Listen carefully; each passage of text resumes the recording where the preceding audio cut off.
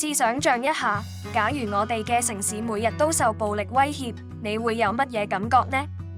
近年有人響香港策劃以炸彈襲擊法院大樓等公共設施，意圖造成嚴重社會危害嘅恐怖活動。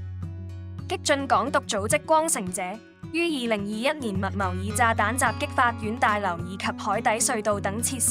及後呢個組織8名成員被控香港國安法下嘅串謀恐怖活動罪，以及交替控罪串謀導致爆炸罪。當中2名主腦何裕宏同張浩洋分別承認國安法控罪及交替控罪。最終法院判處案中4名被告入獄，3名被告判入教導所，餘下1名被告就獲當庭釋放。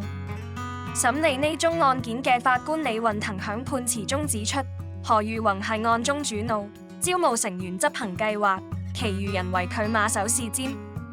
法官又指何裕宏以法院為目標，可見佢漠視法治，佢更令同黨因行動而暴露響危險之中，行動對整個社會、法庭以及公眾構成風險。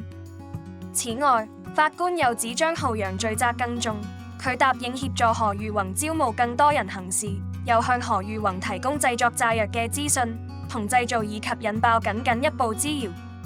近年，極端主義、恐怖主義響世界各地出現，對全球各地包括香港帶嚟咗嚴重威脅。因此，防範各類破壞社會嘅激進行為，對維護社會安全極為重要。